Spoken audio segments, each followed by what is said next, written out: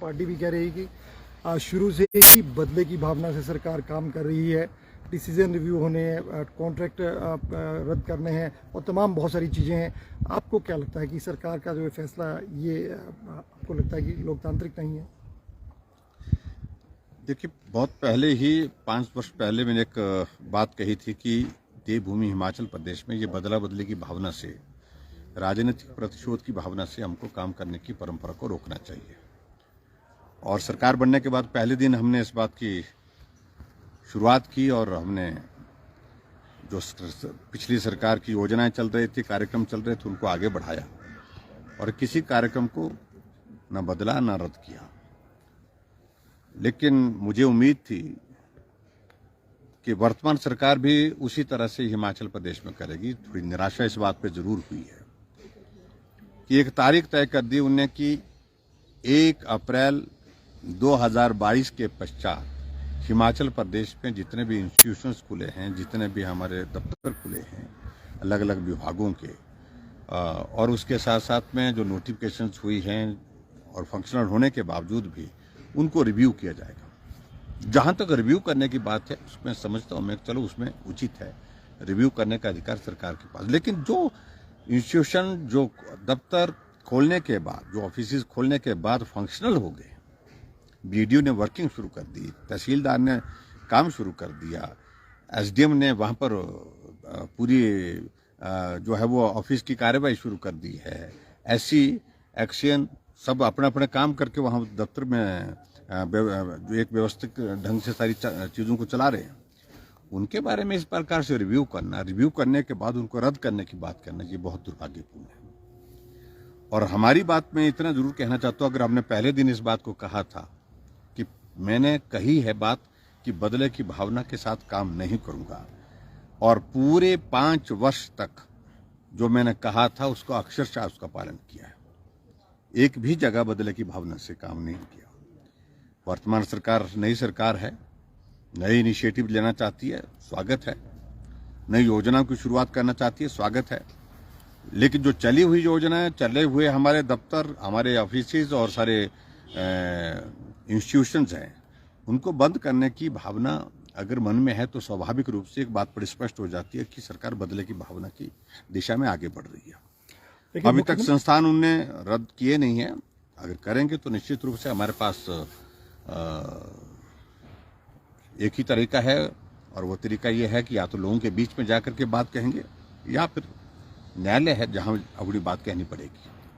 लेकिन मुख्यमंत्री ने आज ये भी कहा है कि बदला बदली कुछ नहीं करेंगे, कोई रिशफल नहीं करेंगे, कर्मचारियों अधिकारियों को तंग नहीं करेंगे, डीसी नहीं बदलेंगे, सबको काम करने का मौका देंगे, परफॉर्मेंस के बेस पे ही आगे कुछ ऐसी नीतियां निर्णय लिए जाएंगे। ये अच्छी बात है। ये मुझे लगता है कि देखिए, अधिकारी तो अधिकारी होते हैं, जहां एक जगह हैं तो ज्यादा से ज्यादा उनके बारे में यही निर्णय कर सकते हैं कि एक जगह से दूसरी जगह भेज सकते हैं। आखिरकार काम करने वाले लोग वही होते हैं, और हमने भी पुराने अधिकारियों से काम लिया है, और वर्तमान में जो अधिकारी जहां जहां पोस्टिंग है, ट्रांसफर उनकी की जा सकती है, वो एक नॉर्मल एक प्रोसेस होती है। लेकिन फिर भी उसके बावजूद अगर वहां पर उन्होंने ऐसा कहा है कि हम उनको काम जो दिया गया है उस पर परफॉर्मेंस देखेंगे, मुझे लगता है कि ये अच्छा कदम है उनका, और काम करने का अवसर देना चाहिए अधिकारियों को।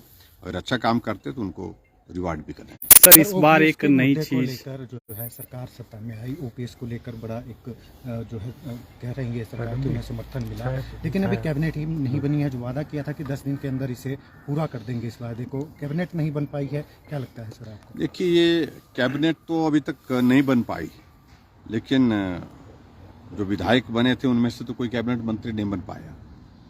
लेकिन मैंने इस बात को जरूर देखा कि 3 लोग कोई नॉमिनेट किए गए, उनको कैबिनेट का दर्जा दे दिया गया है। शायद उनसे ही वो कैबिनेट का संचालन करने की दिशा में आगे बढ़ रहे हैं, तो फिर भी मुझे उस पर कुछ नहीं कहना है, वो अधिकार उनका है। लेकिन इतना मैं जरूर कहना चाहता हूं कि ये सरकार की शुरुआत कैसे हुई है, बनी कैसे है।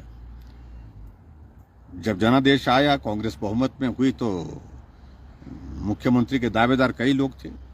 धक्का मुक्की, नारेबाजी इस दौर में से बनी है, और अभी तक भी चीजें शांत नहीं है।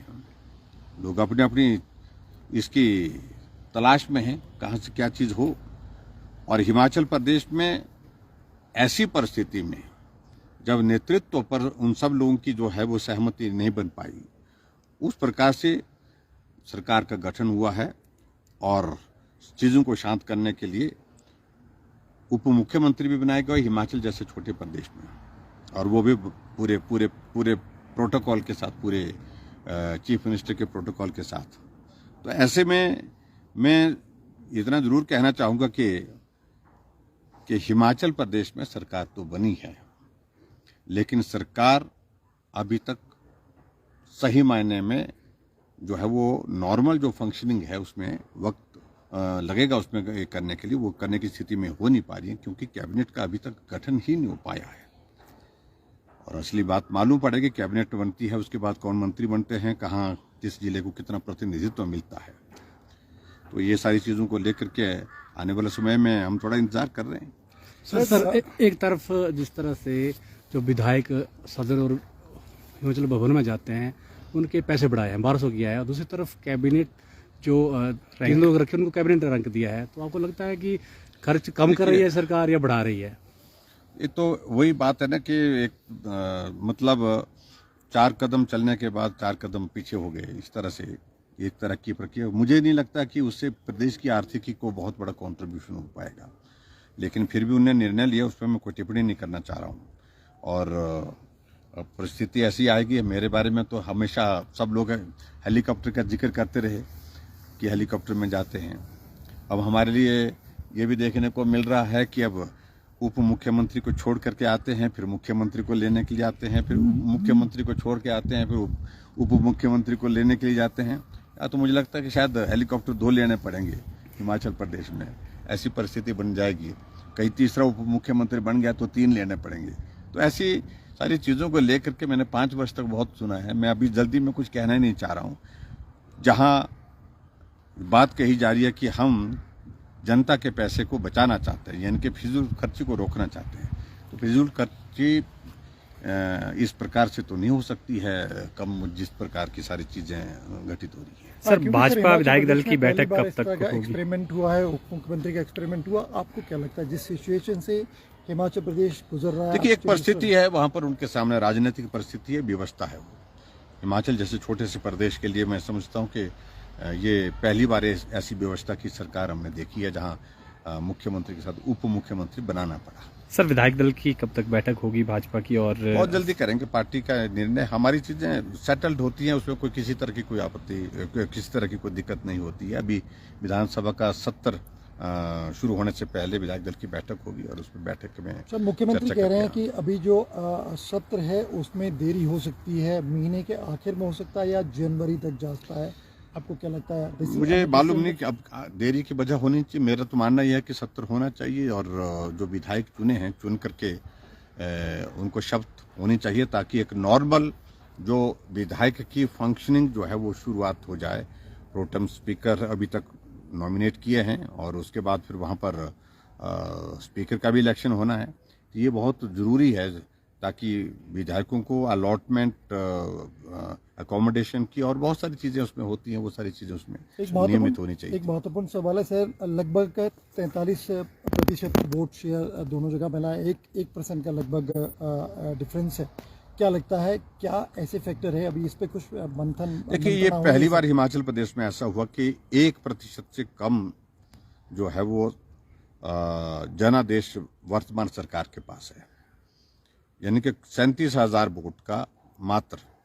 और ऐसे में जनादेश की दृष्टि से मुझे लगता है कि प्रदेश सरकार को पूरे जनादेश का सम्मान करना चाहिए और विपक्ष को हल्के में नहीं लेना चाहिए, क्योंकि अगर वोट शेयर की बात आती है तो हमारे वोट शेयर में मात्र 0.9% का अंतर है।